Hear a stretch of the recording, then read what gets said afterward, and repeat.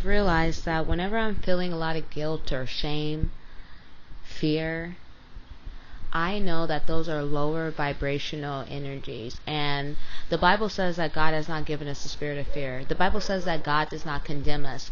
So when I'm feeling condemnation, when I'm feeling that guilt and shame, I have to know that that's not coming from Source. That's not coming from God. That's not what Source would have of me, would have from me to wallow in those energies. So if that isn't positive energy, if that's energy isn't coming from Source, if these thoughts and feelings aren't given to me by a higher energy, then what energy am I operating in? You see what I'm saying? That's if I'm feeling guilt and shame about an experience, who would have me feel guilt or shame? Who would have me fearful of an experience? It's not God, because He hasn't given me the spirit of fear. You see what I'm saying? And so I've realized that how can I be more of an asset to my own life? The way I can be more of an asset is to know the Word and walking by faith.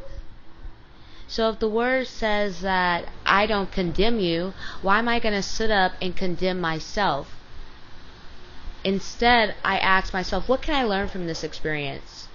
What tools can I gain? What knowledge can I apply to my life so that I can avoid maybe this experience, or I can avoid this circumstance in the future? What happens is when we get stuck wallowing in our pain, we are basically attracting more of the same. We're not learning the lesson. You can't learn the lesson if you're constantly thinking of the problem. And that's where the enemy, that's where that negative energy would have you. It's being stuck, suffering in that low vibrational energy, because you're not going to seek the possibility, the opportunity. And it's really our own hindrance to ourselves. That's why they always say you are doing it to yourself, because we get to choose. That is our freedom of choice, to choose this day. Excuse me, I have my retainers in, but it's the opportunity to choose how you want to show up this next present moment. You see what I'm saying? Do you want to show up wallowing in condemnation when God says you don't have to? When God has already forgiven you? When God doesn't condemn you? Why are you condemning yourself? It distracts us from looking for opportunity. It distracts us from looking for the blessing. It distracts us from looking for the possibilities. You're not going to look for possibilities and opportunities when you're thinking about how you're such a failure, or how you could have did this or that better, how you should have known better. If you would have known better, you definitely would have done better. Okay? Trust that. And what happens is, the reason why you're feeling the remorse is because you wish you would have known better, so that you could have done better for yourself.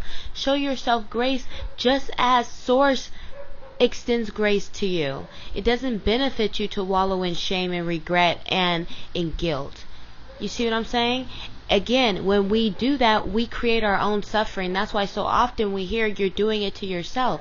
Because the Bible, if we lived by what the Bible said, or if we lived by biblical principles, if we applied some of these principles to our lives, we would know that we are human, we are flawed, and we're going to make mistakes. And the best way we can show up in our lives is by owning our mistakes, applying the knowledge that we can learn from those mistakes, and moving accordingly. Not condemning ourselves and getting stuck in negative self-talk and wallowing. That prevents us from growth.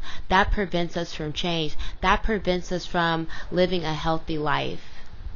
Something I'm personally learning is to forgive myself, and not to wallow, not to talk negatively towards myself, to talk to myself like I would a dear friend.